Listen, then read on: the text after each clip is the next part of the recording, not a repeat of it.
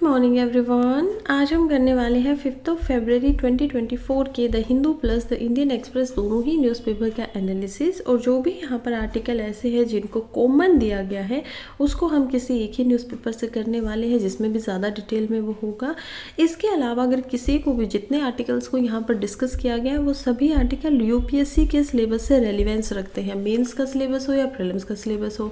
और किसी को भी अगर उसका जो ये आर्टिकल्स इनका पीडीएफ चाहिए हो तो वो नीचे कमेंट बॉक्स में दिए गए लिंक पे जाएं और वहाँ से मेरे जो टेलीग्राम ग्रुप है उसको ज्वाइन कर लीजिए। वहाँ पर डेली बेसिस पे ऐसे पीडीएफ को अपडेट कर दिया जाता है। तो चलिए स्टार्ट करते हैं पहले आर्टिकल से। पहला आर्टिकल यहाँ पर लिखा गया है आसिम अली के द्वारा, जो कि एक पॉलिटिकल रिसर्चर हैं। वो लिखते हैं the path towards a pluralist civil society. देखिए आर्टिकल में डिस्कस किया गया है importance of we the people of India. अब ये कुछ सुना सुना लग रहा है आप लोगों को? बिल्कुल। हमारा जो प्रियम्बल है वो स्टार्ट होता है we the people of India. तो ये जो ये पावर दी गई है प्रियम्बल को, ये कॉन्स्टिट्यूशन को, ये पावर कहाँ से मिलती है? देखिए हमें सुप्रीम कोर्ट को पावर प्लस हमारी जो पार्लियामेंट है इन सभी को पावर मिलती है कॉन्स्टिट्यूशन से, संविधान से। लेकिन संविधान की शक्ति कहाँ से मिलती है? संविधान को, कॉन्स्टिट्यूशन को शक्ति मिलती है वी द पीपल से। यानी कि हम जो लोग हैं भारत के, उनसे हमारे कॉन्स्टिट्यूशन को शक्तियाँ मिलती है, पावर मिलती है। तो उसी के ऊपर बात की जा रही है कि जो कंसेप्ट डाला गया है प्रियम्बल के अंदर और उसकी इम्प्लीकेशन के लिए सॉवरेनिटी एंड गवर्नेंस की बात की गई है कि हर कोई जो है यहाँ पर वो क्या होगा, आज़ाद होगा। एंड कॉन्स्टिट्यूशनल गवर्नेंस की जाएगी कि गवर्नमेंट अपने हिसाब से कुछ नहीं कर सकती है। जो आपको करना होगा वो कॉन्स्टिट्यूशन के अकॉर्डिंग करना होगा, कार्यभार जो भी संभालना है। तो इस चीज़ को यहाँ पर इस कंसेप्ट को डाला गया है।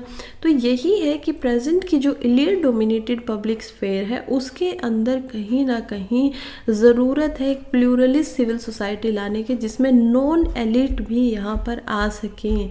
आप देखेंगे कि सिविल सोसाइटी के अंदर ज़्यादा जो पैराडिगम के ऊपर हमें दिखाई देता है, डोमिनेट जो करता है किसी को, तो वो एलिट लोग होते हैं। अब एलिट लोग कौन है? जिनके पास ज़्यादा संपन्न है, सुख है, ज़्यादा हम बोल सकते हैं कि सुविधा है, समृद्धि है, पैसे ज़्यादा हैं।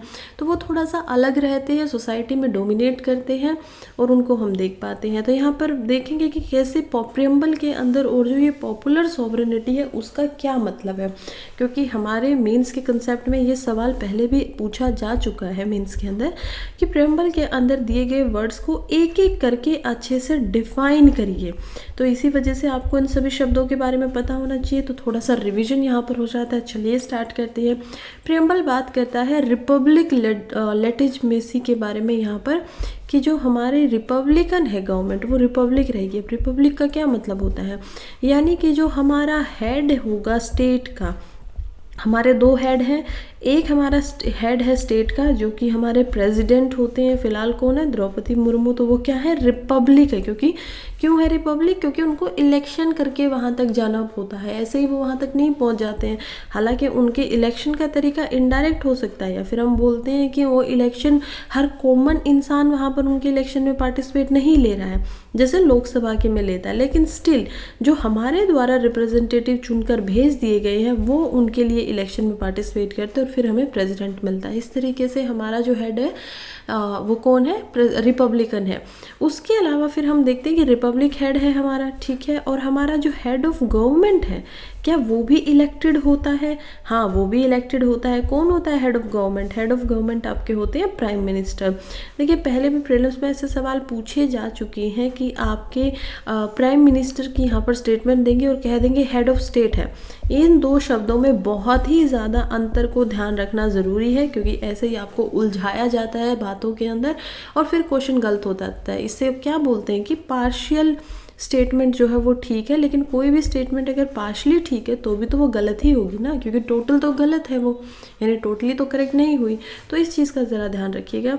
और ये कहते हैं कि कैसे एक एलिट वर्ल्ड से नॉन एलिट स्फेयर हमें दिखाई देता है कि जो वेस्टर्न सिविल सोसाइटी नेटवर्क है उसमें एजुकेटेड मिडिल क्लास को यहाँ पर काफ़ी हम देखते हैं कि विजिलेंस का रूल दिया गया है कि जो एजुकेटेड मिडिल क्लास है वो यहाँ पर ध्यान देगी, नज़र रखेगी पूरी सिविल सोसाइटी के ऊपर में कि कि वो ठीक से काम कर रहे हैं या नहीं कर रहे हैं, लेकिन इंडिया में अलग है। इंडिया में क्या होता है कि जो एलिट्स हमें दिखाई देते हैं वो कहीं ना कहीं काउंटर करते हैं कॉन्स्टिट्यूशनल गवर्नेंस को भी, यानी अपनी मन मर्जी करने की यहाँ पर कोशिश करते हैं। अब ऐसा क्यों कहा जा रहा है, शायद इनको ऐसा लगता होगा। कंट्रास्ट में जो नॉन एलिट लोग हैं वो यहाँ पर सोशल मूवमेंट्स लेकर आते हैं, जैसे कि ह्यूमन राइट्स की बात होती है, ह्यूमन राइट्स के एक्टिविस्ट वगैरह जो देखे जाएंगे वो एडवोकेट कर रहे हैं कॉन्स्टिट्यूशनल गवर्नेंस को, कि जो कॉन्स्टिट्यूशन के अंदर लिखा गया उसी को यहाँ पर करिए। अब इसमें एग्जाम्पल क्या हो सकता है, आप देखेंगे कई बार जो कुछ अमीर लोग होते हैं, कुछ ट्रैफिक हो या कुछ रूल्स हो उनको तोड़ते रहते हैं बार बार, और जो दूसरे गरीब लोग हैं वो क्या चाहते हैं, वो क्या करते हैं, बहुत सारे मूवमेंट्स चलाते हैं, जैसे कि अन्ना जो एगिटेशन है दलित्स के द्वारा एक मूवमेंट चलाया गया था।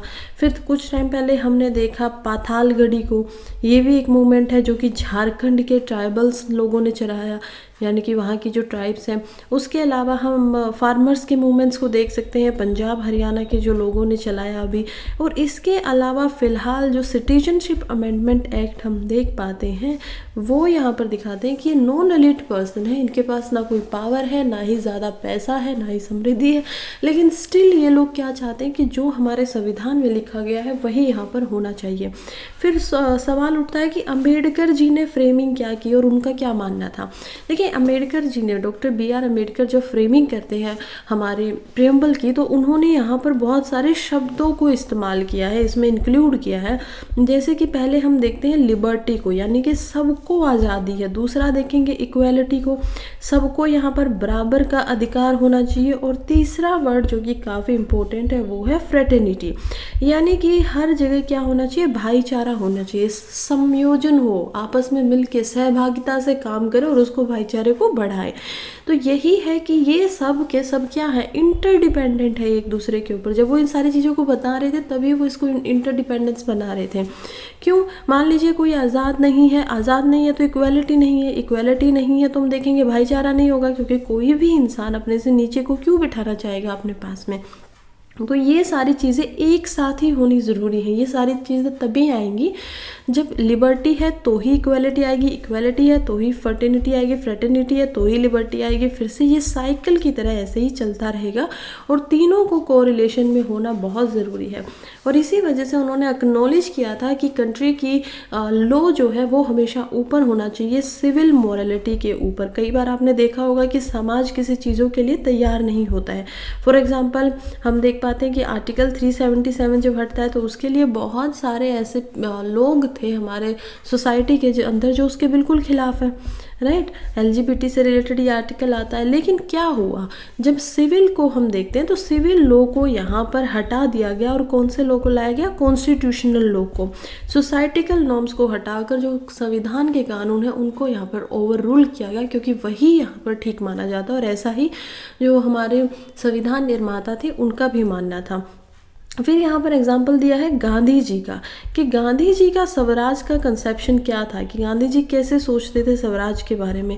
तो हम देख पाएंगे स्वराज या फिर सेल्फ रूल की जब बात होती है, इंग्लिश में स्वराज को सेल्फ रूल बोला जाता है, उसमें जो गांधी जी थे उनका जो कंसेप्ट था वो पॉलिटिकल सिर्फ इंडिपेंडेंस का नहीं था, रेदर वो सेल्फ रियलाइजेशन की बातें भी करते थे कि खुद के अंदर आपको इतना पता होना चाहिए, रियलाइज होना चाहिए आपको कि आप जो करने वाले हो, आप जब जो आगे बढ़ने वाले हो, अगर आपको यहाँ पर सेल्फ रूल करना है तो उसके लिए आपको ज़्यादा सिक्योर करना पड़ेगा यहाँ पर फ्रीडम को एंड इक्वालिटी को, यानी कि आज़ादी और समानता, ये दोनों चीज़ें ज़्यादा अच्छे से लानी पड़ेंगी तभी सेल्फ रूल हो सकता है, अदरवाइज स्वराज नहीं हो सकता है। और जो कंसेप्ट दिया गया है यहाँ पर अहिंसा का, तो अहिंसा का जो कंसेप्ट है वो, जिसका मतलब होता है नॉन वायलेंस, यानी कि आप वायलेंस नहीं करेंगे, वो उनकी खुद की फिलोसफी है जिसके अंदर वो स्ट्रेस डालते रहते हैं कि कैसे जो कॉम्प्लेक्सिटीज़ हैं या फिर फिजर वगैरह है वो हर इंडिविजुअल को समझने चाहिए एक दूसरे के। फिर जापान की हिस्ट्री का यहाँ पर एग्जाम्पल दिया जाता है। ये कुछ एग्जाम्पल्स हैं जिनको आप अपने एसे में इस्तेमाल कर सकते हो। तो जापान की हिस्ट्री में क्या बोलते हैं कि जापान में बहुत सारे मिलिट्रिस्टिक हिस्ट्री है, यानी कि बहुत मिलिट्री के वहाँ पर युद्ध हुए हैं, ऐसा उनका इतिहास है। और वो कह रहे हैं कि ऐसा ही ना हो जाए कि अपनी नेशनल सोवरेनिटी जो बनी हुई है खुद को सॉल्व करने के लिए, खुद को सुप्रीमेसी लाने के लिए वो वायलेंस की तरफ ना निकल जाए। तो इसी वजह से जापान जैसी कंट्री से हमें सीख लेनी चाहिए कि कैसे आपको शांति से, पीस के साथ ही आगे बढ़ना होगा। और उन सारी चीज़ों के लिए जो हमने कुछ मूल्य निर्धारित किए हैं, वो मूल्य यहाँ पर सोसाइटी के अंदर लाने पड़ेंगे। तो एट द एंड हम क्या बोल सकते हैं कि एक प्लूरलिस्टिक सिविल सोसाइटी होनी चाहिए, जिसके अंदर सभी जगहों से, सभी कम्युनिटीज़ से लोग आए, इक्वल पार्टिसिपेशन हो, चाहे फिर वो फीमेल है, मेल है, चाहे फिर वो किसी भी समुदाय से आता है, चाहे वो अपर कास्ट से आते हैं, चाहे वो लोअर कास्ट से आते हैं, चाहे वो किसी रेस से आते हैं। तो ये डिपेंड नहीं होना चाहिए, सबको इक्वल पार्टिसिपेशन करने का मौका मिलना चाहिए, फ्री होना चाहिए। ऐसा नहीं हो कि फेयर नहीं है कोई चीज़ें। और जो जर्नी है सोसाइटी को एक एम्पैथेटिक बनाने की, कहीं ना कहीं एक दूसरे के प्रति एम्पैथी रखती हो जो सोसाइटी, सहानुभूति रखती हो एक दूसरे के प्रति, वो सोसाइटी तभी बन पाएगी जब हम डाइवर्स पर्सपेक्टिव को ज़्यादा ऑनेस्टी के साथ में यहाँ पर समझेंगे, ईमानदारी से एक दूसरे का व्यू पॉइंट जो है, देखने का नज़रिया जो है, उसको समझेंगे और उनको बोलेंगे, बात करेंगे, ऑनेस्टी से डायलॉग करेंगे। ऐसा नहीं होना चाहिए कि सोसाइटी में अब जो इतनी कट्टरता दिखाई दे रही है, कहीं ना कहीं सोसाइटी के लोग जो हैं वो कोई यहाँ पर रिलीजन के नाम पे लड़ रहा है, कहीं कास्ट के नाम पे लड़ाइयाँ हो रही है। तो ये सारी चीज़ बंद करनी बहुत ज़रूरी है, और ये सिर्फ बंद हो सकती है ईमानदारी के साथ बातें करके, इन सारे मूल्य जो हमें सिखाए गए उनके ऊपर चल के, और उसके बाद ही हम लोग यहाँ पर एक अथॉरिटेरियन स्टेट से छोड़ के एक ढंग की स्टेट की तरफ आगे बढ़ेंगे, जो हमने सोचा है, जो सभी के लिए अच्छी होगी। नेक्स्ट आर्टिकल की तरफ बढ़ती है, जो कि लिखा गया है मामीदाला जगदीश कुमार जी के द्वारा, जो कि यूसीसी यानी कि यूनाइटेड यूनिवर्सिटी ग्रांट कमीशन के ये एक चेयरमैन है और वाइस चांसलर भी है साथ में जेएनयू के। तो चलिए देखते हैं क्या बात कर रहे हैं। कह रहे हैं micro credential the next chapter in higher education. आज तक जब हम पढ़ाई करते थे तो यहाँ पर हमेशा पढ़ाई जो की जाती थी, स्टडी जो की जाती है, कोई कॉलेज में गया है, कोई 12th तक का बच्चा है, तो कैसे पढ़ाई होती है, हमें पता है कि हमारे कुछ सब्जेक्ट होते हैं पर्टिकुलर, या फिर हमारा जो सिस्टम है वो सेमेस्टर वाइज बटा होता है। आप कॉलेज में जाएंगे तो आपके अलग अलग सेमेस्टर होंगे, एक सेमेस्टर में आपको 5 से 6 सब्जेक्ट पढ़ने होते हैं और 6 महीने का आपको टाइम पीरियड दिया जाता है, राइट। तो आपको 6 महीने में प्रॉपरली जितना सिलेबस है उसके अकॉर्डिंग पढ़िए, उसके एग्ज़ाम दीजिए, पास होइए, या तो आपको क्रेडिट्स मिलेंगे उसके बदले में, या फिर आपको मार्क्स मिलेंगे। तो इस तरीके से आपका जो परफॉर्मेंस है, ग्रेड मिलेंगी। ऐसे एनालाइज किया जाता है कि आपको कहाँ पर आप खड़े हुए हो फिलहाल। लेकिन अब थोड़ा सा इनमें बदलाव लाने की ज़रूरत है। ये हमारे जगदीश कुमार जी यहाँ पर बोल रहे हैं, कह रहे हैं कि कैसे यूनिवर्सिटी ग्रांट कमीशन के द्वारा ये सजेस्ट किया जा रहा है सभी हायर एजुकेशन इंस्टीट्यूशन को कि वो स्टूडेंट के यहाँ पर स्किल्स के ऊपर भी काम करें, जो कि डायरेक्टली प्रभाव डालती हो प्रोस्पेक्टिव जॉब के ऊपर। यानी कि जो जॉब यहाँ पर स्टूडेंट लेना चाहता है, करियर करना चाहता है, तो उसके लिए थोड़े माइक्रो क्रेडेंशियल होने चाहिए। माइक्रो वर्ड का क्या मतलब होता है? माइक्रो होता है बहुत छोटा, तो मैक्रो होता है थोड़ा बड़े लेवल पर, और माइक्रो यहाँ पर होता है वेरी स्मॉल लेवल, राइट, बहुत छोटे लेवल पर।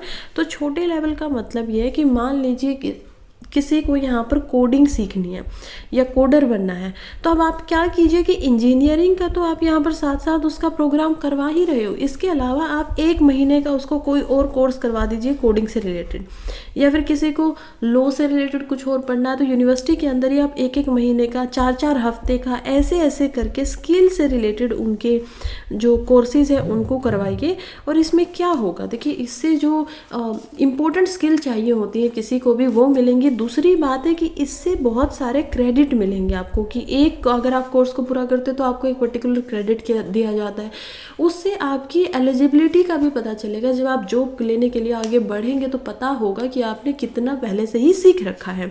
तो इसी वजह से यहाँ पर जो माइक्रो क्रेडेंशियल सिस्टम है, जो कि शॉर्ट ड्यूरेशन के होने वाले हैं, उनको ऐसा बनाना चाहिए ताकि लॉन्ग टर्म डिग्रीज की तरह, जिसमें जो इम्पोर्टेंट होता है वो just in time modern skill के ऊपर होगा, रेदर इसके लिए वर्किंग प्रोफेशनल को तैयार किया जाए जो टाइम टू टाइम यहाँ पर फॉर्मल एजुकेशन ले रहे हैं।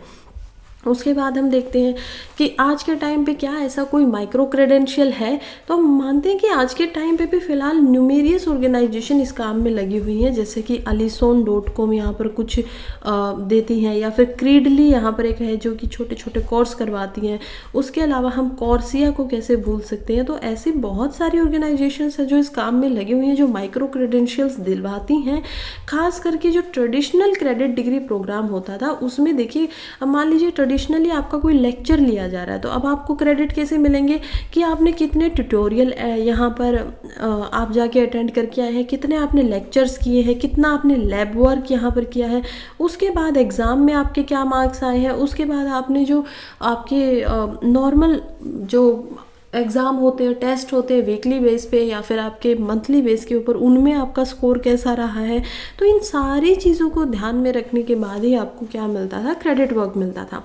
लेकिन मैक्रो में क्या होगा, इसके अंदर यहाँ पर एक मिनिमम कॉम्पिटेंसी का ध्यान रखा जाएगा, यानी कि मिनिमम आपको कोई 40 घंटे ही देने हैं, जस्ट 40 आवर्स किसी प्रोग्राम को कंप्लीट करने के लिए। तो इसमें और सारी चीज़ों का बिल्कुल भी ध्यान नहीं रखा गया। आप 40 घंटे पढ़िए उसको, उसके बाद एग्ज़ाम दे दीजिए, सीखिए उसको और एग्ज़ाम दीजिए। इससे आपका पता भी चलता रहेगा कि ठीक है, आप अच्छे से साइड बाय साइड कुछ ना कुछ एक्स्ट्रा कर रहे हो, जो कि आपकी प्रोफेशनल लाइफ में आपको आगे जाके और मदद कर सकता है। आगे बढ़ते हैं। नेक्स्ट आर्टिकल हमारा बात कर रहा है, काफ़ी इंपॉर्टेंट आर्टिकल है, जो कि कहता है panchayat earns only 1% of their revenue through tax. देखिए काफ़ी इंपॉर्टेंट आर्टिकल है, क्योंकि मेंस के लिए इंपॉर्टेंट हो जाता है। फिलहाल ही हमने यहाँ पर बजट पढ़ा है 2-3 दिन पहले ही, और बजट के अकॉर्डिंग भी हम देख पा रहे हैं कि कुछ चीज़ों पे, कुछ मुद्दों पे बात करनी बहुत ज़रूरी हो गई है। तो उन्हीं में से एक मुद्दा यहाँ पर पंचायत है, और वही कह रहे हैं कि कैसे पंचायत जो है, अगर वो केवल 1% ही अपना रेवेन्यू, यानी कि जो उनका राजस्व होता है, वो उसको कमा पाती हैं, तो इसके बाद में वो कितना ज़्यादा उनका जो एक्सपेंडिचर होगा, खर्चा होगा, 99% उनका खर्च का पैसा उनके पास आएगा कहाँ से, सवाल बनता है, राइट। तो कहाँ से आता होगा, सोच के देखिए, या तो स्टेट गवर्नमेंट देती होंगी या फिर सेंट्रल गवर्नमेंट देती होंगी, दोनों की तरफ से उनको दिया जा रहा है। तो यही एक समस्या है कि इतनी मेजर डिपेंडेंस है स्टेट के ऊपर, सेंट्रल ग्रांट्स के ऊपर, रेवेन्यू के लिए पंचायत की, कि इसकी वजह से उनका जो काम है वो भी यहाँ पर डिले हो जाता है कभी कभी। उसको हम देखेंगे क्या क्या प्रॉब्लम आती हैं। फिलहाल हम देखते हैं कि पंचायत जो है इंडिया में एक community level public administration bodies बनाई गई हैं, जो कि वेलफेयर के अंदर काफ़ी अच्छी भूमिका निभा रही हैं लोगों के काम के लिए। और इससे क्या किया गया है, देखिए पावर जो होती है, अगर वो सिर्फ सेंटर में रहेगी, यानी सिर्फ यूनियन के पास रहेगी, तो वो सेंट्रलाइजेशन ऑफ पावर होगा। अब उतने अच्छे से वो लोग हर गांव के लेवल पे, छोटे लेवल पे जाकर अपनी पावर को डिस्ट्रीब्यूट नहीं कर सकते, ध्यान नहीं रख सकते। इसी वजह से यहाँ पर पावर को डिसेंट्रलाइज करने की बातें की गई, कि पावर को छोटे छोटे टुकड़ों में बांट दीजिए, कि सबसे बड़ा हेड है, फिर उसके नीचे 4 आदमी काम कर रहे हैं, हम उसको देखते हैं कि उस एक इंसान के नीचे फिर से 4 आदमी वर्क कर रहे हैं, फिर किसी एक के नीचे फिर से 4, और ऐसे ही कर करके इनके नीचे भी 4 है। ऐसे कर करके हम देखेंगे कि पावर जो है वो अलग अलग करके बटी हुई है लोगों के बीच में। तो ऐसे जो पावर का डिसेंट्रलाइजेशन ये दिखाई देता है, उसमें जो गवर्नेंस होती है वो ज़्यादा बेहतर निकल के आती है। ये हिस्ट्री से हमने सीखा है, बहुत सारे राजाओं को देखा है, उसके बाद लगातार हम आ रहे हैं, कुछ सीखते जा रहे हैं कि गवर्नेंस को अच्छे से कैसे किया जाए। तो वो यहाँ पर अच्छे से होने का एक ही हमारे पास रूल है, एक ही हमारे पास सबसे अच्छा तरीका आज तक है कि आप पावर को जितना हो सके उतना ज़्यादा डिसेंट्रलाइज कर दो। तो इसी काम में करने के लिए हमारे यहाँ पर 73rd अमेंडमेंट एक्ट किया जाता है, जो कि था 1972 को। अब जो ये 73rd अमेंडमेंट एक्ट होता है, 1992 यहाँ पर आएगा, तो ये इसी के साथ में 74th अमेंडमेंट एक्ट भी होगा, जो कि यहाँ पर म्यूनसिपैलिटीज़ को सेट करेगा, और 73rd अमेंडमेंट एक्ट यहाँ पर पंचायत को लेकर आएगा इंडिया के अंदर। और पंचायत के ऊपर पहले से ही बातें हो रही थी कि उनको लाना था। तो यही है कि जो ये टर्म है ना पंचायत, वो एक्चुअली में एंशंट इंडिया से ही है, क्योंकि एंशंट इंडिया में भी पहले जो गवर्निंग होती थी, चाहे वो आप मौर्य काल में चले जाए, यानी कि मौर्य रेन के अंदर हम चले जाए या फिर आगे आ जाते हैं हम सल्तनत के अंदर, या उसके बाद जो मुगल्स आते हैं, हर कहीं ना कहीं पे जो रूरल लेवल पे मैनेजमेंट होता था वो पंचायत में ही होता था। अगर आप साउथ इंडिया में जाएंगे तो उनको कुंदलम बोला जाता था। अगर हम ऊपर नॉर्थ इंडिया में आएंगे तो कहीं पर पंचायत चलती थी, कहीं पर पंच होते थे। तो इसी तरीके से ये कंसेप्ट जो है वो एंशियंट इंडिया की ही गवर्निंग बॉडी कम्युनिटीज़ वगैरह काम करती थी। और इसका मतलब होता था असेंबली ऑफ 5 वाइज पीपल, यानी कि जो 5 समझदार इंसान हैं गांव के, वो यहाँ पर इकट्ठा होंगे, वो असेंबली बनाएंगे और वो इसके ऊपर काम करेंगे। यही कंसेप्ट गांधी जी को भी बहुत पसंद आता है और उन्होंने भी इसके बारे में लिखा कि कैसे इंडिया के अंदर जो सबसे अच्छा मॉडल होगा वो होगा पंचायत को यहाँ पर लेकर आना। फिर हम देखते हैं कि इसका सिस्टम क्या होता है, तो हमें समझ में आता है कि पंचायत जो होंगी वो 3 लेवल पे काम करती है, खासकर अमेंडमेंट के बाद भी। तो पंचायत 3 टियर सिस्टम यहाँ पर है। पहला जो है वो हम देखते हैं विलेज पंचायत होती हैं, दूसरा हम देखते हैं ब्लॉक पंचायत जिनको पंचायत समिति भी बोला जाता है, विलेज पंचायत को यहाँ पर ग्राम समिति बोला जाता है, और थर्ड को हम देख पाएंगे जिला परिषद, जिसको यहाँ पर हम डिस्ट्रिक्ट पंचायत भी बोल देते हैं, जिला परिषद भी बोल देते हैं। तो 3 तरीके की पंचायत जो है वो इस तरीके से काम करती हैं। और रिस्पॉन्सिबिलिटी इनके ऊपर क्या होती है कि पंचायत को लोकल एडमिनिस्ट्रेशन के ऊपर यहाँ पर काम करना होता है। लोकल जो प्रशासन है उनका, उनके लेवल पे उसका वो ध्यान रखेंगे। बहुत सारी स्कीम्स जो बनाई जाती हैं, चाहे वो एग्रीकल्चर से रिलेटेड हो, चाहे वो रूरल डेवलपमेंट से रिलेटेड हो, उन सभी को इम्प्लीमेंट बनाने का काम उनका नहीं है। उनका काम है उन सभी स्कीम्स को यहाँ पर आकर लागू करना, उन सभी स्कीम्स को काम में परिवर्तित करना। ठीक है, तो ये काम उनके द्वारा किया जाता है। फिर वो लोग सैनिटेशन का भी यहाँ पर ध्यान रखेंगे ताकि बीमारियाँ ना हो, साफ़ सफाई होनी चाहिए। पब्लिक हेल्थ भी इन्हीं के अंडर में आती है गांव के ऊपर। और जो गांव के अंदर रिसोर्सेज होते हैं, जैसे वाटर के रिसोर्स हमें देखने को मिलते हैं या फिर रेवेन्यू कलेक्शन जो किया जाता है, वो सभी यहाँ पर पंचायत के द्वारा ही किया जाता है। मेंबर्स की बात करें तो हमें पता है कि इसमें 5 मेंबर होते हैं और जो इनका हेड होता है वो होता है यहाँ पर सरपंच के नाम से जिसको जाना जाता है, और वही पंचायत का एज अ मुखिया होगा। रिजर्वेशन तो इसमें पंचायत में हमें पता है कि सभी के लिए रिजर्वेशन किया गया है, डेमोक्रेटिक तरीके को इंश्योर करने के लिए, लोकतांत्रिक सभी भावनाओं को यहाँ पर ध्यान में रखते हुए। खासकर जो सबसे ज़्यादा रिजर्वेशन दिया गया है वो दिया गया है 33% का, जो कि मिला है वुमन को। हालांकि इसमें भी प्रॉब्लम्स है कि वुमेन्स जो है सरपंच बनने के बाद या पंचायत में आने के बाद में खुद से सेल्फ रूल नहीं करती हैं, रेदर जो उनके हस्बैंड है वो सामने आते हैं। ये बहुत सारी समस्याएं हैं जिनका निपटारा अभी करना है, वो खुद में अलग टॉपिक है, उस पर हम फिर कभी बात करेंगे। अब आता है मेन पॉइंट कि फंडिंग कहाँ से होती है। तो फंडिंग हमें समझ में आता है कि ज़्यादातर गवर्नमेंट की तरफ से यहाँ पर ग्रांट मिलते हैं, या फिर कभी कभी डोनेशन वगैरह मिल जाते हैं, या फिर ये सारी चीज़ें हो जाती है तो जो कुछ रेंट दिया जाता है प्रॉपर्टीज़ को गाँव में। मान लीजिए कोई एक स्कूल बना हुआ है या कोई पार्क बना हुआ है और उसके अंदर कोई बाहर से आते हैं और उनको यहाँ पे मैरिज करवानी है किसी से रिलेटेड है अपने बच्चों की, तो उस प्रॉपर्टी को रेंट पे दिया जा सकता है और उससे जो यहाँ पर पैसा आएगा वो भी पंचायत का ही होगा, वो भी पंचायत के द्वारा ही ओन्ड होगा।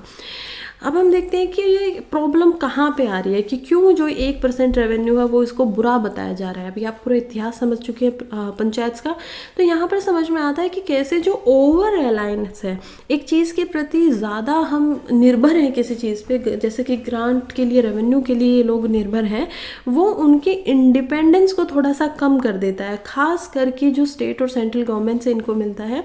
जैसे कि हम 2022 और 2023 का ही यहाँ पर डाटा देखें तो पंचायत ने लगभग जो 80% उनको रेवेन्यू मिला था वो यहाँ पर सेंट्रल गवर्नमेंट की तरफ से मिला था और 15% मिला था स्टेट गवर्नमेंट्स की तरफ से।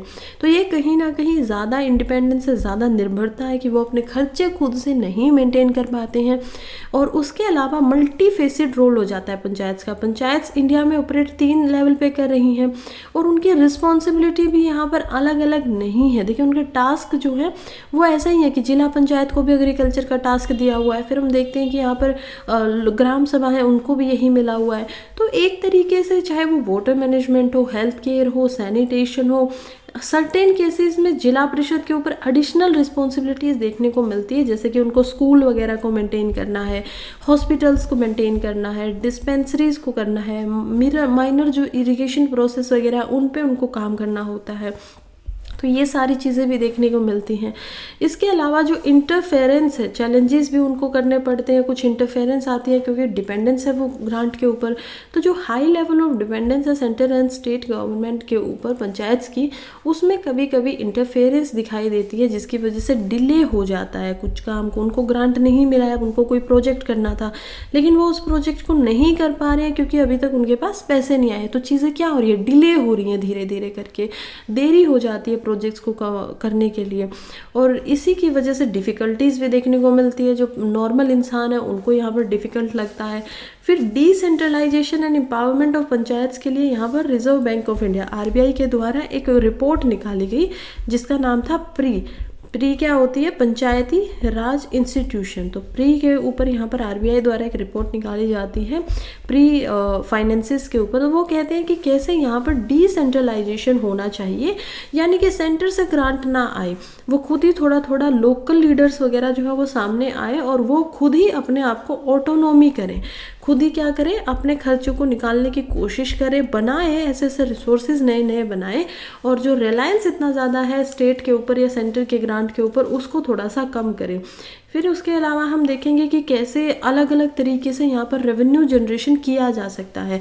कैसे कैसे किया जा सकता है, जैसे कि कुछ जो है रेवेन्यू हम देखते हैं केरला में, तो उन्होंने बहुत ज़्यादा यहाँ पर कमाया पंचायत ने, तो लगभग 60 लाख पर पंचायत वो यहाँ पर एक साल में रेवेन्यू जनरेट कर पा रहे हैं। तो ऐसा ही करना चाहिए। लेकिन अगर यही हम देखते हैं हरियाणा, पंजाब और मिजोरम के अंदर, तो इनकी पंचायत का जो रेवेन्यू आता है वो 6 लाख पर एनम का दिखाई दे रहा है। एक पंचायत जो वो सिर्फ 6 लाख रुपए कमा पा रही है, और कहाँ केरला जो है वो 60 लाख रुपए कमा पा रहा है। तो इसी तरीके से अगर केरला कमा पा रहा है तो दूसरी स्टेट जो नहीं कमा पा रही है वो भी तो 10 गुना ज़्यादा हम इसको देखने को मिल रहा है। तो वो भी तो कर सकती है ना, तो कर सकती है। तो उनको जो केरला के तरीके हैं वो उनको भी बताने चाहिए, उनको भी सिखाना चाहिए कि देखिए अवेयरनेस बढ़ाएं, आप ऐसे काम कर सकते हो और ये काम करना हमारे ओवरऑल इकोनॉमी के लिए काफ़ी ज़्यादा बेनिफिशियल फिर साबित होगा। अब हमें ये समझना है कि इससे और क्या नुकसान होते हैं अगर ऑटोनॉमी नहीं है। हम देखते हैं कि कैसे फंड कभी कभी डिले होता है तो उसकी वजह से प्रोजेक्ट डिले हो जाते हैं। उसके बाद रिड्यूस ऑटोनॉमी हो जाती है, यानी कि खुद से जो काम करने की शक्ति है। अब जो फंड मान लीजिए मैं किसी को दूंगी तो मैं उनको क्या बोलूँगी कि आपको ये पैसा यहीं पर लगाना है। अब वो मुझसे सवाल नहीं पूछ सकते कि नहीं मैम हमें लगता है कि ये पैसा यहाँ पर ज़्यादा ज़रूरी है लगाना, अर्जेंसी इसकी ज़्यादा है। लेकिन ऐसा ही होता है कि जब स्टेट की गवर्नमेंट की तरफ से या सेंट्रल गवर्नमेंट की तरफ से फंड आता है तो वो फंड किसी स्पेसिफिक मैटर के ऊपर आता है कि आपको ये पैसा सिर्फ और सिर्फ स्कूल में लगाना है। लेकिन अभी फ़िलहाल स्कूल में उतनी ज़रूरत नहीं है जितनी ज़रूरत यहाँ पर हॉस्पिटल के अंदर है। लेकिन वो इस चीज़ पे बोल नहीं पाएंगे क्योंकि अब उनके पास वो ऑटोनॉमी नहीं है, उनको सारा का सारा पैसा जो है वो एक ही जगह पे लगाना पड़ेगा। फिर यही है कि मिस अलाइंड प्रायोरिटीज़ हो जाती है। कभी कभी जो सेंटर और गवर्नमेंट से यहाँ पर फंड मिलता है वो स्टिपुलेशन या रिस्ट्रिक्शंस के साथ मिलता है। जैसे कि जिस फंड को यहाँ पर प्रोजेक्ट्स के अंदर अलाइन किया गया है उसके अंदर लोकल कम्युनिटी की जो प्रायोरिटी की नीड्स हैं उनके ऊपर जो उनको कौन समझ सकता है, उसको तो वही पंचायत के लेवल पे ही लोग समझ पाएंगे कि फ़िलहाल सबसे ज़्यादा ज़रूरी क्या है। तो जब वो नहीं हो पाता है तो वो भी इसमें प्रॉब्लम आता है। इसके अलावा अंडर यूटिलाइजेशन देखा गया है लोकल रिसोर्सेज का। अब ये केरला के एग्जाम्पल यहाँ पर फिट बैठता है कि उन्होंने हर रिसोर्स का यहाँ पर फ़ायदा उठाया और इसी वजह से लगभग 60 लाख रुपये उन्होंने कमाए एक साल के अंदर। लेकिन जब हम दूसरी यहाँ पर स्टेट को देखते हैं तो वो क्या करते हैं, क्योंकि उनके फाइनेंशियल रिसोर्सेज जो है लार्जली एक्सटर्नल है, बाहर से उनको पैसा मिल रहा है, तो वो कम इनिशिएटिव लेते हैं। खुद से जो प्रयास करने होते हैं रेवेन्यू को जनरेट करने के वो कम करेंगे क्योंकि उनके पास तो एट द एंड पैसा आ ही रहा है। इसी वजह से कहीं ना कहीं जो अवसर मिलता है, अपॉर्चुनिटी आती है लोकल रिसोर्सेज को अगर उनको ढंग से इस्तेमाल कर दिया गया होता, यूटिलाइज कर दिया होता, तो वो भी यहाँ पर कम हो जाती है या ख़त्म हो जाती है, लॉस्ट हो जाती है। इससे इनकी अकाउंटेबिलिटी भी रिड्यूस होती है। अब अकाउंटेबिलिटी क्या होती है, जवाबदेहिता। तो जवाब जो देना होता है, एक मेजर पार्ट जो है किसी भी डेमोक्रेटिक सिस्टम का, वो उसकी अकाउंटेबिलिटी होती है। यानी कि इलेक्टेड रिप्रेजेंटेटिव जो हैं उनको जवाब देना चाहिए कि वो कहाँ से पैसा ला रहे हैं, क्योंकि पंचायत जो है वो सोर्सेज पे ऐसे पे डिपेंड है जो बाहर से उनको मिलता है या फिर जो उनका जुरिस्डिक्शन है का रेवेन्यू जो है वो उनकी जुरिस्डिक्शन से बाहर है। तो इससे जो इलेक्टेड यहाँ पर आए हुए हैं उनको क्या हो गया कि अकाउंटेबल अब वो कम हो गए। जो भी उनसे पूछेगा तो वो कह देंगे नहीं अभी पैसे नहीं आए हैं या हम क्या कर सकते हैं। तो कहीं ना कहीं उनकी अकाउंटेबिलिटी इसमें कम होती हुई दिखाई देती है और यही सारे प्रॉब्लम भी यहाँ पर है। इसी वजह से कहीं ना कहीं क्रिटिकल हेल्थ फेयर और जो इंफ्रास्ट्रक्चर की रिस्पॉन्सिबिलिटी है वो पंचायत के अंदर डाल तो गई है, लेकिन उनकी फाइनेंशियल यहाँ पर इंडिपेंडेंस दिखाई नहीं देती है, जो कि प्रॉब्लमेटिक सिचुएशन है यहाँ पर सभी के लिए। और इसी की वजह से एनकरेज करना चाहिए कि ये जो फाइनेंशियल डिसेंट्रलाइजेशन है, मैंने आपको अभी सबसे पहले क्या बताया था, सेंट्रलाइजेशन को समझाया था। पावर का सेंट्रलाइजेशन और डिसेंट्रलाइजेशन का मैंने आपको माइंड मैप बना के दिखाया। ऐसे ही फाइनेंस का होना चाहिए कि आप लोग क्या करें कि सेंट्रलाइज की जगह यहाँ पर डिसेंट्रलाइज करें, उनको अलग अलग रेवेन्यू करें कि तुम खुद ही करो। यही एक तरीका है जिसमें जो पंचायत है वो अपना फाइनेंशियल ऑटोनॉमी को इंक्रीज कर सकती है और जो उनकी एफिशिएंसी है उसको भी यहाँ पर बढ़ा सकती हैं। नेक्स्ट आर्टिकल की तरफ बढ़ते हैं जो कि बात कर रहा है यूनिफॉर्म सिविल कोड की उत्तराखंड के बारे में। उसका बैकग्राउंड क्या है, डिबेट्स यहाँ पर क्या क्या हुई थी, पोटेंशियल इम्प्लीकेशन यहाँ पर क्या क्या होने वाले हैं। देखिए उत्तराखंड की जो असेंबली है उन्होंने अभी यहाँ पर यूसीसी को अभी कमिंग 1 महीने के अंदर ऐसा सोचा गया है कि वो लोग इसको पूरे तरीके से पास कर देंगे, तो उसको रखा हुआ है, बिल यहाँ पर रखा है उन्होंने। पहली एक कंट्री स्टेट बनने वाली है, वो कंट्री के अंदर जो इस बिल को आज़ादी के बाद आफ्टर 1947 के बाद यहाँ पर लागू करने वाली है। इससे पहले एक स्टेट है लेकिन गोवा में वो पहले से ही चल रहा है, यानी कि जो पोर्तुगीज़ आते हैं वही उसको लेके आ चुके थे, उसके बाद उन्होंने उसको चेंज नहीं किया। लेकिन उत्तराखंड एक ऐसी पहली स्टेट बनने वाली है जो फिलहाल अपनी मर्जी से इसको लेकर आई है। बीजेपी रूलिंग ये स्टेट है और इसके जो की प्रोमिसेस थे, यूसीसी एक की प्रोमिसेस में से था। जब बीजेपी 2022 में यहाँ पर उत्तराखंड के इलेक्शंस में आती है तो उसमें वो कहती है कि अगर हम इलेक्शन जीत जाएंगे तो उसके बाद हम यहाँ पर यूसीसी को लेकर आएंगे। अब वही उसी के ऊपर यहाँ पर काम हो रहा है। तो ये देखते हैं कि कैसे इसमें क्या क्या बातें की गई है। पहले तो इसमें कॉमन सेट बनेगा कानून का। अब कोई फर्क नहीं पड़ेगा कि आप हिंदू हो, आप मुस्लिम हो, आप क्रिश्चियन हो, आप सिख हो, कोई भी हो, जो यहाँ पर रूल्स हैं, जो यहाँ पर कानून है वो बिल्कुल बराबरी से आपके ऊपर लागू होंगे। तो आर्टिकल 44 जो है हमारे संविधान का वो हमें यूसीसी के डायरेक्टिव प्रिंसिपल में दिखाता है कि कैसे यूसीसी को यहाँ पर लागू करना स्टेट की जिम्मेदारी है। अब हम इसको टुकड़ों में ही बांट के देखेंगे कि यूसीसी का हिस्ट्री बैकग्राउंड क्या रहा है, यानी कि वो पहले से क्यों नहीं है हमारे संविधान के अंदर है, तो उसको डायरेक्टिव प्रिंसिपल में क्यों रखा गया, उसके ऊपर डिबेट क्या, वो फंडामेंटल अधिकार क्यों नहीं बनाया गया। डायरेक्टिव प्रिंसिपल क्या है कि स्टेट को बोल दिया गया आप करिए।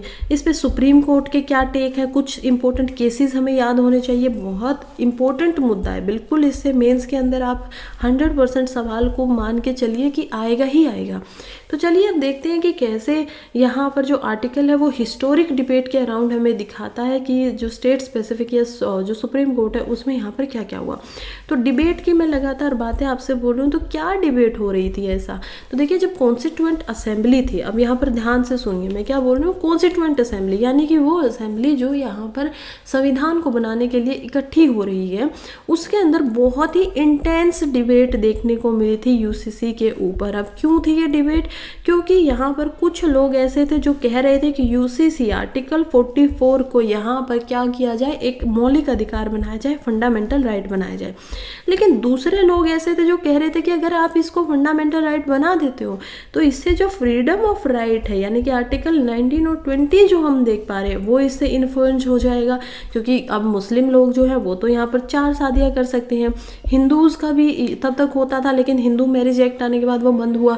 फिर कोई किसी धर्म में कोई और परंपरा है, कोई किसी को प्रॉपर्टी नहीं देता है, यानी जो ट्रेडिशनल यहाँ पर कस्टम है वो इससे कट जाएंगे और ये अच्छी बात नहीं है। आप खुद ही तो फ्रीडम ऑफ रिलीजन को यहाँ पर एक फंडामेंटल अधिकार दे रहे हो।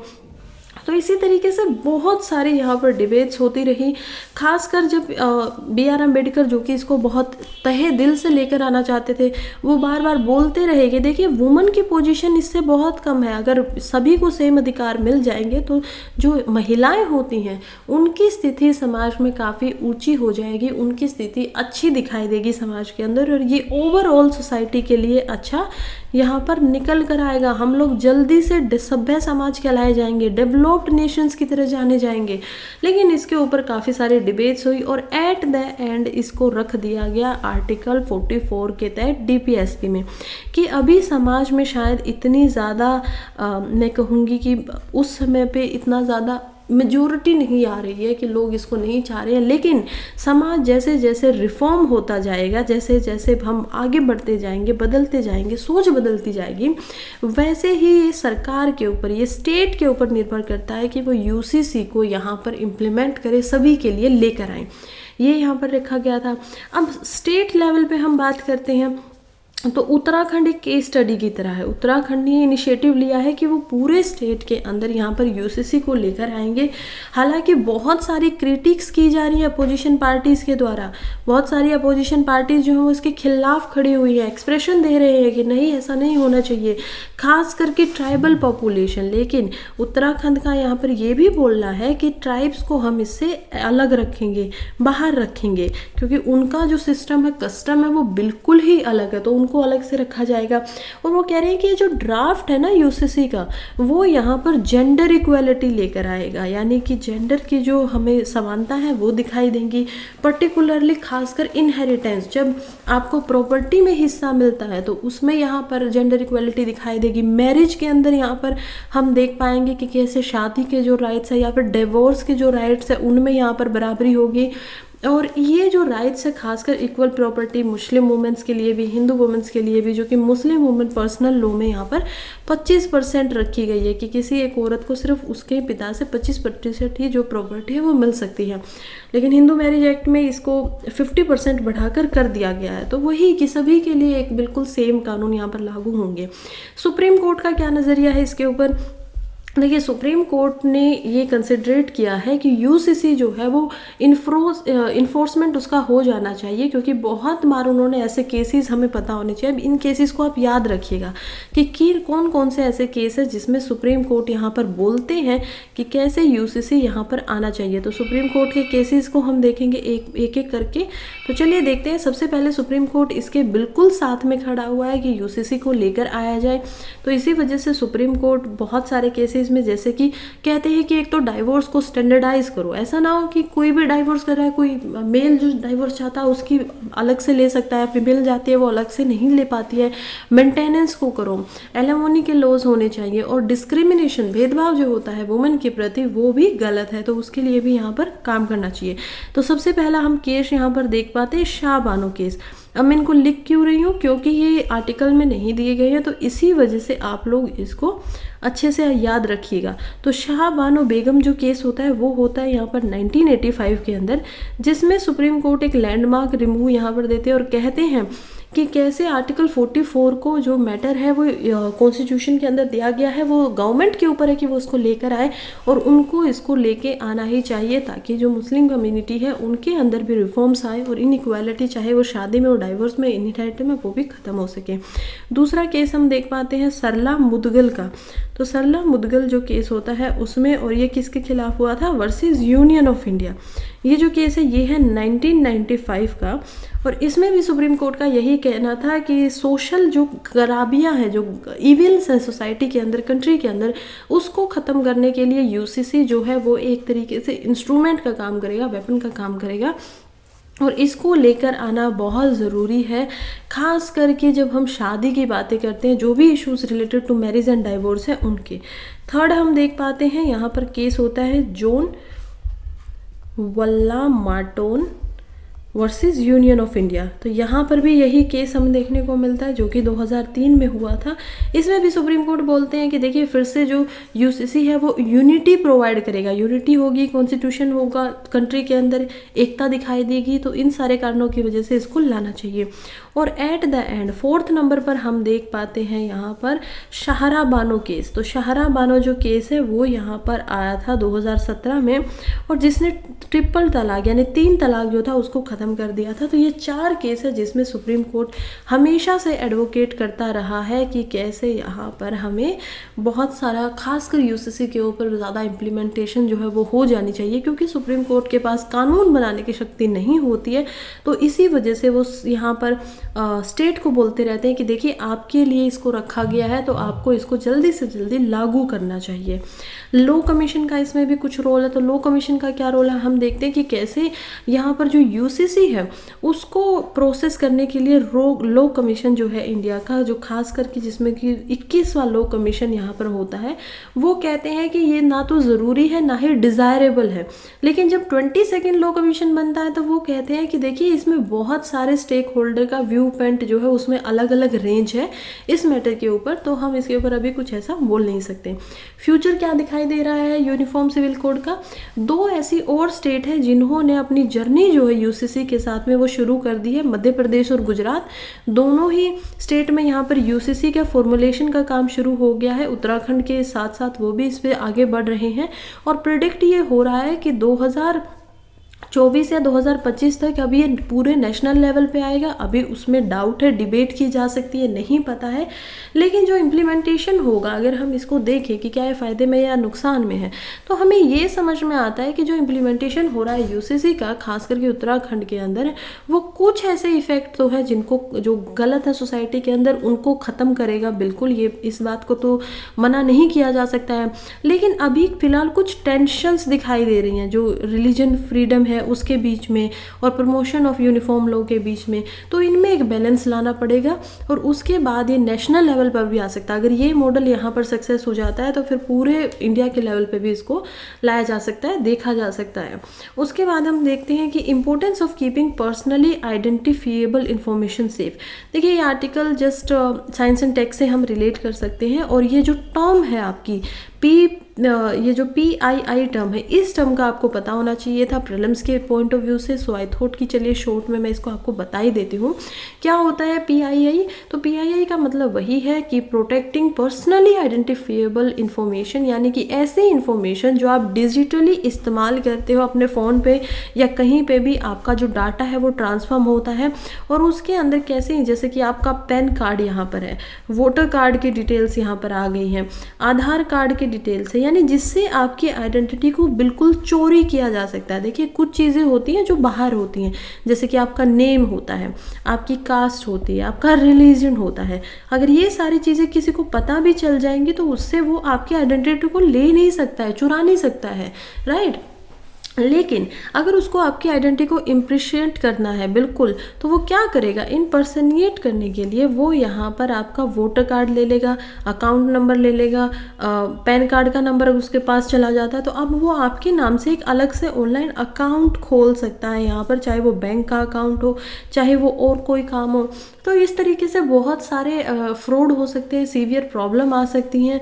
तो इसी वजह से PPI जो है उसका मतलब होता है कि यहाँ पर आपकी जो पर्सनल इन्फॉर्मेशन है उसको सेफ रखना बहुत ज़रूरी है। कुछ डाटा सेंसिटिव होता है, कुछ डाटा नॉन सेंसिटिव होता है, जैसे कि जेंडर, रेस एंड रिलीजन, ये नॉन सेंसिटिव PII है। लेकिन जब आप बात करते हो इंपॉर्टेंट डॉक्यूमेंट्स की, वो सेंसिटिव है और बहुत सारे रिस्क है इससे रिलेटेड। एक्सपोजर जो होता है वो काफ़ी नोटेबल रिस्क लेके आता है, जैसे कि एक केस देखने को मिला टेलीग्राम के ऊपर ही, हम देखते हैं कि कैसे यहाँ पर जो पर्सनल डाटा था इंडियन सिटीजन्स का, जो कोविड-19 वैक्सीन में जुड़े हुए थे, जिसमें उनका आधार से रिलेटेड डाटा था, जिसमें उनके नाम थे, हर चीज़। और आजकल क्योंकि आधार पहले ही पैन कार्ड के साथ जोड़ दिए गए हैं, तो ये पर्सनल डाटा यहाँ पर लीक हो गया था, कोविन की जो वो थी हमारा। तो उससे ये समझ में आता है कि कैसे इसको संभाल के रखना बहुत इंपॉर्टेंट है। अदरवाइज़ यहाँ पर डिजिटल अकाउंट सिक्योरिटी के साथ आपके बैंक अकाउंट की सिक्योरिटी, बहुत सारी प्रॉब्लमेटिक सिचुएशंस आगे दिखाई देती हैं।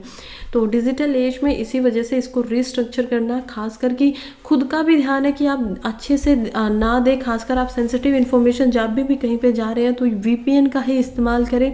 आप URLs वगैरह जो है अनफेमिलियर साइट से उनको ना खोलें। कोई ईमेल आपके पास आता है, कोई फ़ोटो आपके पास आता है, तो फ़ोटो और ईमेल के पीछे इंक्रिप्टेड कोड होते हैं। ऊपर से आपको वो सिर्फ कुछ इमेज ही दिखाई देगी, लेकिन उसके पीछे कुछ कोड लिखा होता है और वो अगर आपके फ़ोन में चला जाता है, आप उसको खोल लेते हो, तो उसके बाद आपका फ़ोन जो है वो हैक हो सकता है। तो इसी वजह से इन सारी चीज़ों का ध्यान रखिए। कोई भी अगर आपको अननोन नंबर से मैसेज आता है, कुछ भी आता है, उसको खोले ही नहीं। तो इस तरीके से आप अपनी जो इन्फॉर्मेशन है उसको बचा सकते हो।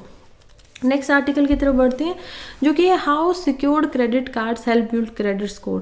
देखिए बोल रहे हैं कि एक जो क्रेडिट कार्ड होता है उसके ऊपर कितना वो सिक्योर्ड है, कितना आपका क्रेडिट कार्ड स्कोर है, उसी के ऊपर आपको पैसे दिए जाते हैं या लोन वगैरह दिए जाते हैं। दूसरे इसके फ़ायदे होते हैं कि हो सकता है आपको कोलेटरल के बेस पे यहाँ पर लोन दे दिया जाए। कहेंगे कि आप कुछ गिरवी मत रखिए क्योंकि आपका जो क्रेडिट कार्ड का स्कोर है वो यहाँ पर काफ़ी अच्छा है, तो इसी वजह से हम आपको बिना किसी चीज़ के गिरवी रखे दे सकते हैं। वो हो सकता है अगर आपका 700 प्लस क्रेडिट कार्ड का स्कोर हो। यूजुअली क्रेडिट कार्ड का स्कोर या जिसको सिबिल स्कोर भी यहाँ पर बोला जाता है वो यहाँ पर सिबिल कंपनीज के द्वारा दिया जाता है और वो होता है 300 से 900 के बीच में। तो इस रेंज में जो 500 से नीचे तक का या 600 से नीचे तक का उसको लो माना जाता है, अच्छा नहीं है। तो उसके अकॉर्डिंग अगर आपको लोन्स भी मिलेंगे तो वो महंगे मिलेंगे, राइट। तो आपको अगर इंटरेस्ट देना होगा, मान लीजिए आपने 10 लाख रुपए लिए और आपका क्रेडिट स्कोर है यहाँ पर 550, इस अकॉर्डिंग आपको इस पे इंटरेस्ट देना पड़ेगा 7% का। लेकिन अगर आपका स्कोर यहीं पे होगा 750 तो आपको 10 लाख के सेम लोन के ऊपर इंटरेस्ट जो देना होगा वो 5% देना होगा, क्योंकि उनको लगता है कि आप तो वापस से दे देंगे तो रिस्क कम है। इसी वजह से आपको सस्ते लोन भी मिल जाते हैं, कोलेटरल फ्री भी मिल जाते हैं, कभी कभी ज़रूरत नहीं होती है। तो ये सारी चीज़ें आपका अच्छा हो जाता है और इसलिए हमेशा जो क्रेडिट कार्ड वगैरह के बारे में यहाँ पर बताया जा रहा है उसको यहाँ पर हमने समझ लिया। चलिए नेक्स्ट चलते हैं, जो कि आज द हिंदू का लास्ट आर्टिकल है, जो कि कह रहा है the scientist in Japan who scared flies to understand fear. अब यहाँ पर साइंटिस्ट जो कि आप फोटो देख पा रहे हो मसातो तोशुजी की, ये जापान के एक साइंटिस्ट है और इन्होंने एक एक्सपेरिमेंट किया है। इन्होंने एक जो फ्लाइज होती हैं, जो यहाँ पर मक्खी वगैरह होती है, उनको डराया ताकि ये फियर को समझ सके कि डर है क्या और ह्यूमंस में ये कैसे काम करता है। या कुछ लोग ऐसे हैं जिनको मेंटली डिसऑर्डर ज़्यादा है, उनको ज़्यादा डर लगता है, किसी भी सिचुएशन में उनको डिसऑर्डर हो जाता है, एंग्जाइटी हो जाती है। तो उन सारी चीज़ों को समझने के लिए इस पर रिसर्च की गई, क्या इसके आउटकम आए हैं, चलिए उसको एक एक करके देख लेते हैं। तो रिसर्चर्स ने ये पाया, यूनिवर्सिटी ऑफ टोक्यो के अंदर ये रिसर्च हुई थी और उन्होंने पता लगाया कि कैसे जो न्यूरोकेमिकल और साइकोलॉजिकल रिस्पॉन्स है फ्लाइज का, यानी कि मक्खियाँ जो होती हैं, वो एक फियर और फियर लाइक स्टेट के अंदर निकलता है। और ये जो फियर लाइक स्टेट के अंदर निकल रहा है, हालांकि ह्यूमंस का और जो फ्लाइज है उनका दिमाग काफ़ी अलग अलग है, लेकिन स्टिल जो ये डर वाला जो न्यूरॉन का मैटर निकलता है, जो एक स्टिमुली निकलती है, तो उसको हम देख पाएंगे कि कैसे वो ऑलमोस्ट सेम ही यहाँ पर निकल रही है, सेम ही तरीके से काम कर रही है। अब इसको सेटअप कैसे करें, तो वैसे तो हमें दिखाई देता है कि फ्लाइज जो है जब उनको डर लगता है तो वो एक डिफेंसिव रिस्पॉन्स यहाँ पर निकालती है, यानी कि उनको अपना डिफेंस करना है, सुरक्षा करनी है। और उसमें वो क्या करेंगी, या तो वहाँ से भाग जाएंगी, दूर चली जाएंगी, या कभी कभी फ्रीज हो जाती है वहीं पे, कभी कभी जंप करने लग जाती है अपने आप को सेफ रखने के लिए। और ये रिस्पॉन्स ज़्यादातर तभी आता है जब उनको डर लग रहा है। अब ये क्यों आ रहा है, क्योंकि 20 से 30 ऐसे न्यूरॉन्स हैं यहाँ पर जो जुड़े हुए हैं विजुअल रीजन के साथ में, यानी वो रीजन जो आपका दिमाग किसी भी चीज़ को, आंखें जो इमेज भेजती है उसको कोड कर पाता है, देख पाता है और उसको फिर हमें बताता है कि ये इमेज क्या है। उसके साथ में 20 से 30 न्यूरॉन का सेट जुड़ा हुआ है जो आपको बताएगा कि देखिए, खासकर ये फ्लाई का ब्रेन के अंदर की बात हो रही है, ह्यूमन में हो सकता है कि ये नंबर 200 से 300 भी हो, हमें अभी नहीं पता है।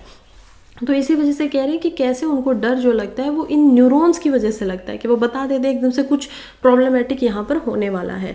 फिर एक वर्ड का इस्तेमाल किया गया है यहाँ पर, क्या वर्ड है देखिए, ताइकेकिनिन। तो ये जो ताइकेनिन जो वर्ड है, ये कह रहे हैं कि इसका बहुत बड़ा रोल होता है। क्या कह रहे हैं कि जैसे जेनेटिक मॉडिफिकेशन यहाँ पर होता है ना, न्यूरॉन एक्टिविटी की रिकॉर्डिंग करके इसको पता चलाया, तो जो न्यूरोकेमिकल निकलता है फियर के टाइम में वो यहाँ पर निकलता है टाइकिनिन। तो ये टाइकिनिन जो है वो बहुत सारे बिहेवियर में ट्रिगर हो जाता है, खास करके जब वहाँ पर न्यूरोकेमिकल निकल रहा है और वो नहीं दिखा रहा है अवॉइडेंस का बिहेवियर, तो यहाँ पर डर का जो बिहेवियर होता है वो टाइकिनिन की वजह से होता है। फिर कहते हैं कि जो इंटरेस्टिंग बात यह है कि जो टाइकिनिन है वो मैमल्स में भी होता है। अब ह्यूमन किस में आते हैं, मैमल्स की कैटेगरी के अंदर यहाँ पर ह्यूमंस को रखा जाता है। तो जितने भी जानवर हैं जो चल सकते हैं, लैंड पे रहते हैं, चार चार पैर हैं जिनके, मैमल्स जो हैं, इनके अंदर जब एंग्जाइटी लाइक सिम्टम्स होते हैं, जैसे कि माइस जो हो गया, चूहा जो होता है, या फिर ह्यूमंस जो होते हैं, तो जब हमारे अंदर कोई एंग्जाइटी के सिम्टम्स आते हैं तो हमारे बॉडी के अंदर भी ये टाइकेनिन नाम का हम देख पाएंगे न्यूरोकेमिकल है जो रिलीज होता है, जो सेम यहाँ पर डर को दिखा रहा है कि कुछ ना कुछ सिमिलरिटी तो जो है सभी के अंदर है फियर से रिलेटेड। इसका जो मैकेनिज्म है, काम करने का जो तरीका है, वो यहाँ पर सेम हो सकता है। अब की फाइंडिंग क्या क्या है, एक तो वेव ऑफ फियर है। इंटरेस्टिंग बात ये है, यहाँ पर इन्होंने पता लगाया कि फियर जो है वो जब निकलता है तो वो वेव की तरह निकलता है, इस तरीके से निकलता है। तो वेव की तरह हमें दिखाई दे रहा है वो एक तरीके से, जिसमें कैल्शियम इमेजिनिंग का यहाँ पर इस्तेमाल किया। और ये कहते हैं कि कभी जो टैकेचनिन एक्टिविटी है वो कभी रोज करती है, कभी एकदम से गिर जाती है, फिर एकदम से ऊपर जाती है, फिर एकदम से गिर जाती है, तो वेव्स को वो बनाती है। और ये वेव्स जो है वो डिस्प्ले करता है कि किसी भी फियर मैकेनिज्म का जो बिहेवियर होने वाला है, आपको जो डर लग रहा है किसी भी टाइम पे, और आप जो भी एक्शन लेने वाले हो वो कैसे लेने वाले हो, इसका ह्यूमंस के ऊपर क्या इम्प्लीकेशन होगा। तो हमें समझ में आया कि जो भी हमारी आज तक की समझ है ह्यूमंस की प्रॉब्लम को लेके, चाहे वो फोबियाज हो, किसी को इतना ज़्यादा फोबिया हो सकता है कि वो पानी को टच ही नहीं करेंगे, चाहे वो फोबिया हाइट का हो, यानी कि वो इतना ज़्यादा डर है कि उनको वो वहाँ पे स्टेबल ही नहीं रह पाते हैं, जा ही नहीं पाते हैं। और एंग्जाइटी के जो डिसऑर्डर है, इन सभी को समझने में हेल्प करेंगे। खासकर जो ये वेव लाइक न्यूरल एक्टिविटी देखा है, तो वो यूनिवर्सल फियर रिस्पॉन्स है, यानी जिसको भी डर लगता है उनको सबको ये वेव के तरीके से ही लगता है, ऐसे ही वो ऊपर नीचे होता रहता है। और ये शायद पॉसिबल है कि जो सिम्टम्स हैं जो आते हैं वो इस पैटर्न की वजह से ही आते हैं। और इस पैटर्न को अगर समझ लिया जाए कि वेव्स किस तरीके से जा रही है, क्यों हो रही हैं, तो जो सिम्टम्स आते हैं, जो डिसऑर्डर्स होते हैं, उनको यहाँ पर ठीक किया जा सकता है। अभी क्या वर्क हो रहा है इसके ऊपर, बिल्कुल अभी जो फियर के रिस्पॉन्स है उनको समझने के लिए लगातार जो इनकी टीम है वो नेक्स्ट आगे बढ़ रही है। कह रहे हैं कि हम इस वेव को, थ्योरी को अच्छे से और समझेंगे, और न्यूरल का जो पाथवे है, एक रास्ता जो न्यूरॉन्स यहाँ पर बना रहे हैं, उसको समझेंगे, ताकि डर और जो उसके इफेक्ट है उसको अच्छे से समझा जा सके। अगर समझा जा सकता है तो फिर कंट्रोल भी किया जा सकता है। चलिए नेक्स्ट आर्टिकल की तरफ बढ़ते हैं, जो कि है what changes CBSE has proposed for class 10th and 12th and why. Question mark है, एजुकेशन से रिलेटेड यहाँ पर आ जाता है। नेशन की हम स्कीम्स की भी बात कर लेंगे इसमें कि क्या क्या चेंजेस आए हुए हैं। तो एक्सप्लेन पेज पे है, इसका एग्जांपल की तरह भी दे सकते हैं। इंडियन एक्सप्रेस का ये है। देखते हैं कि सीबीएसई के द्वारा यहाँ पर कुछ चेंजेस बताए गए हैं, जैसे कि 9th और 10th के जो बच्चे हैं उनको बोला गया है कि जो new education policy, national level पर यहाँ पर एजुकेशन पॉलिसी आती है 2020 के अंदर, और इसके अंदर कुछ बदलाव आते हैं। ड्राफ्ट आया था 2020 में, फिर इसको पास कर दिया जाता है यूसीसी के द्वारा, और अब इसको इम्प्लीमेंट किया जा रहा है। इसमें जो 9th 10th के बच्चे होंगे, जो यूजुअली पहले 5 सब्जेक्ट पढ़ते थे, उनको अब यहाँ पर 10 सब्जेक्ट पढ़ने होंगे। 3 जिसके अंदर यहाँ पर होने वाले लैंग्वेज के सब्जेक्ट, और 7 ऐसे होंगे जो सोशल हम देख सकते हैं जो भी वो पढ़ते हैं। इसमें मैथ जो है वो कंपलसरी होगा। साथ में जो 3 लैंग्वेज है उनमें से 2 लैंग्वेज इंडियन लैंग्वेज होनी चाहिए, यानी कि इंग्लिश जो है वो अगर हमारे संविधान के अंदर है या हम देख पाते हैं कि उसको फॉर्मल लैंग्वेज में रखा गया तो उसको पढ़ा जा सकता है। लेकिन कोई फ्रेंच पढ़ना चाहता है, कोई और पढ़ना चाहता है, तो वो नहीं पढ़ सकता। अब आपको या तो एक रीजनल लैंग्वेज पढ़नी पड़ेगी साथ में, जो आपकी मात्र हम देख पाते हैं भाषा होती है, यानी कि रीजन से रिलेटेड कोई भी है। कन्नड़ा मान लीजिए कि कन्नड़ा एक लैंग्वेज है, उसके अलावा फिर आप एक और इंडियन लैंग्वेज सीखेंगे जो कि हिंदी हो सकती है, और फिर आप इंग्लिश सीख सकते हैं। तो इस तरीके से 3 लैंग्वेजेस का यहाँ पर ग्रुप होगा। अब जो बचे हुए 7 सब्जेक्ट है उसमें क्या होने वाला, उसमें से 5 सब्जेक्ट के आपको बोर्ड के एग्जाम देने पड़ेंगे, और जो 3 सब्जेक्ट रह जाते हैं जिसमें कि फिजिकल हम देख पाते हैं, वेलबिंग की बात यहाँ पर होगी, वेलबिंग लाइफ की बातें यहाँ पर होंगी, आर्ट एंड एजुकेशन की यहाँ पर काम होंगे। तो इनको आपको जो मंथली आपके टेस्ट होते हैं, यूटीज वगैरह जो होते हैं, उनके अकॉर्डिंग उन्हीं के मार्क्स से आपको पास होना पड़ेगा। लेकिन जब तक आप पूरे 10 सब्जेक्ट्स में पास नहीं हो जाओगे करिकुलम से हिसाब से, जैसे आपकी टेस्टिंग है, तब तक आप नेक्स्ट क्लास में नहीं जा पाओगे। फिर अगर हम आते हैं 11th 12th में, तो देख पाते हैं कि कैसे पहले बच्चों को 11th 12th में 5 सब्जेक्ट पढ़ने होते थे, लेकिन इसको भी बढ़ा करके 7 कर दिया गया है, जिसमें से 2 लैंग्वेजेस। अब बच्चों को यहाँ पर भी 3 लैंग्वेजेस पढ़नी है। पहले यहाँ पर 2 लैंग्वेजेस यूजुअली पढ़नी होती थी, या एक लैंग्वेज पढ़नी होती थी, अब वो और उनको पढ़नी पड़ेंगी। वो इसी तरीके से इनको ग्रुप्स में बांट दिया गया है। जैसे कि पहला ग्रुप में से आप कैटेगराइज कर सकते हैं, जिसमें हिस्ट्री, ज्योग्राफी जैसे सब्जेक्ट है, पॉलिटिकल साइंस, इकोनॉमिक्स जैसे सब्जेक्ट हम देख पाएंगे। फिर ग्रुप 2 में देख पाएंगे डांस, म्यूजिक, स्कल्पचिंग वगैरह जैसे, और इस तरीके से ग्रुप के अंदर इसमें डाल दिया गया है। और जो ग्रुप 4 है वो मेनली यहाँ पर रखा गया है साइंस और मैथमेटिक्स के लिए। तो आपको हर चारों ग्रुप्स में से कोई ना कोई अगर आप चाहें तो सब्जेक्ट को यहाँ पर ले सकते हैं। खास करके ग्रुप 2 से जो कि लैंग्वेजेस का, यहाँ पर ग्रुप 1 जो है लैंग्वेजेस का है, उसमें से आपको कम से कम 2 लैंग्वेज यहाँ पर लेनी पड़ेंगी, और रिमेनिंग ग्रुप्स में से एटलीस्ट आपको 2-2 सब्जेक्ट लेने पड़ेंगे। और 5th जो सब्जेक्ट होगा वो आप अपना ऑप्शनल ले सकते हो एक सब्जेक्ट को। तो इस तरीके से 8 सब्जेक्ट जो है वो एक 12th का बच्चा अगर ऑप्शनल भी लेता है तो पढ़ सकता है 12th तक। आगे बढ़ते हैं, आज के लास्ट आर्टिकल की तरफ हम पहुंच गए हैं, जो कि है डीलिंग विद गवर्नमेंट डेब्ट। देखिए, अब गवर्नमेंट डेब्ट की बात हो रही है, काफ़ी इंपॉर्टेंट है। गवर्नमेंट के ऊपर कब्जा है, यानी कि इंडिया के ऊपर जो इंडियन सिटीजन्स हैं उन्हीं के ऊपर कर्जा है। हरीश दामोदरन इसको लिखते हैं और कहते हैं कि कैसे इंडिया में जो गवर्नमेंट का डेब्ट है वो कितना ज़्यादा बढ़ गया है पूरे टाइम पे। अब इसको नेशनल डेब्ट के नाम से भी यहाँ पर जाना जा सकता है, यानी कि पूरे नेशन पे जो यहाँ पर कर्ज है वो कितना हो गया है। तो हमें समझ में आता है कि फिलहाल जो डाटा है वो लगभग 80% ऑफ जीडीपी, हमारी जो जीडीपी है 3.7 ट्रिलियन की, उसके लगभग 80% का यहाँ पर हमें कर्ज एक दूसरे के ऊपर दिखाई देता है। हमारी गवर्नमेंट के ऊपर ये कर्ज दिखाई देता है, जो कि काफ़ी बहुत बड़ी मात्रा में, क्योंकि कोई भी यहाँ पर बोला गया कि 3% से ज़्यादा नहीं होना चाहिए आपके पास कोई भी जो कर्ज होता है जीडीपी से, तो काफ़ी हार्मफुल है। ये कहते हैं कि पहले जो हम थोड़ा सा डाटा निकालते हैं तो कोविड के अंदर ये बहुत ज़्यादा बढ़ गया था। सेंट्रल गवर्नमेंट का जीडीपी में आप देख सकते हैं कि कैसे 2002-03 में ये 82.9% था, फिर ये 2011-12 में 66% हो गया था। उसके बाद हम देखते हैं कि कैसे ये 2019 के साथ में यहाँ पर 88.5% गया, और 2022 में भी 82.4% इसका डाटा है। सेंटर का इंटरेस्ट और कैपिटल स्पेंडिंग की बात करें तो हम देखते हैं कि सेंटर भी कैपिटल एक्सपेंडिचर जो 4.7 हो गया है, और जो हमने यहाँ पर कुछ हमारे लिए टारगेट्स रखे हुए थे कि कैसे 2024 तक का जो टारगेट था उसमें हमारे जीडीपी के हमने 60% से कम लेकर आना था, वो अब नहीं लेके आ पाए हैं, क्योंकि 82.4% तक ये है। क्या ये सिर्फ इंडिया के साथ है? नहीं। देखिए, यूएसए और यूके की बात करें तो हमें समझ में आता है, फ्रांस में भी, कि लगभग 2021-22 में पैंडेमिक में इनका जो नेशनल डेब्ट था वो 121% तक हो गया था। और यहाँ पर हम देख पाएंगे कि यूके का जो डेब्ट था वो भी हमें 89% से ज़्यादा दिखाई दिया, यानी कि जितना इनके जीडीपी है उससे बहुत ज़्यादा भी ये गया है। लेकिन फ़र्क बस यही होता है कि इनको कर्ज ज़्यादातर टाइम पे मिलता है, दिया जाता है, और इंडिया क्या कर रहा है, कर्ज कभी कभी इंटरनली या आउटवर्ड्स ले रहा है। तो ये थोड़ा सा डिफरेंस है, लेकिन ऐसा होता है। इसी वजह से ये कह रहे हैं कि कैसे यहाँ पर इस डेब्ट को कंट्रोल करने के लिए कुछ काम किए जाने चाहिए, सोचना होगा गवर्नमेंट को। वो अब क्या कर रहे हैं, सामने आकर बता नहीं रहे हैं कितना कर्ज है। अब उन्होंने एक नई टर्म निकाल दिया, फिस्कल डेफिसिट, यानी एक साल में कितना कर्ज आया है हमारे ऊपर, तो वो फिस्कल डेफिसिट करके यहाँ पर दिखा रहे हैं, जिससे लोग जो है वो प्रभावित नहीं होते हैं। अगर मान लीजिए 80% ऑफ जीडीपी का अगर आपके ऊपर यहाँ पर लोन है, तो वो हर 140 करोड़ जो जितने लोग यहाँ पर हैं उन हर इंसान के सर पे इक्वली बटेगा, कि वो पैदा हो रहा है, कोई न्यू बॉर्न है तो उसके ऊपर पैदा होते ही इतना कर्ज फिलहाल में है। तो ये हमारे पास एक लास्ट आर्टिकल था, और उसके ऊपर काम कैसे किया जा सकता है। गवर्नमेंट को अपनी फिस्कल डेफिसिट से रिलेटेड, इन सारी चीज़ों से रिलेटेड जो उनकी टर्म है उनको यहाँ पर चेंज करना पड़ेगा, अलग तरीके से करना पड़ेगा। और जो टारगेटेड है 66.4% जीडीपी में लेके आने का 2025 तक, उस पर भी काम करना पड़ेगा।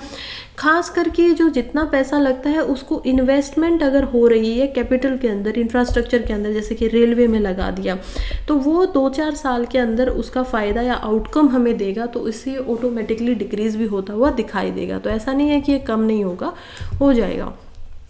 खैर, यहीं पे आज का हमारे न्यूज़पेपर ख़त्म होते हैं। जिसको भी अच्छा लगा वो अभी तक सुनना, प्लीज़ चैनल को सब्सक्राइब कर लीजिए। अगर अच्छा लगी हो वीडियो तो लाइक भी कर दीजिएगा, और thank you so much for being here. अभी तक जो भी यहाँ पर जुड़ा हुआ था, पढ़ते रहिए, आगे बढ़ते रहिए। All the very best.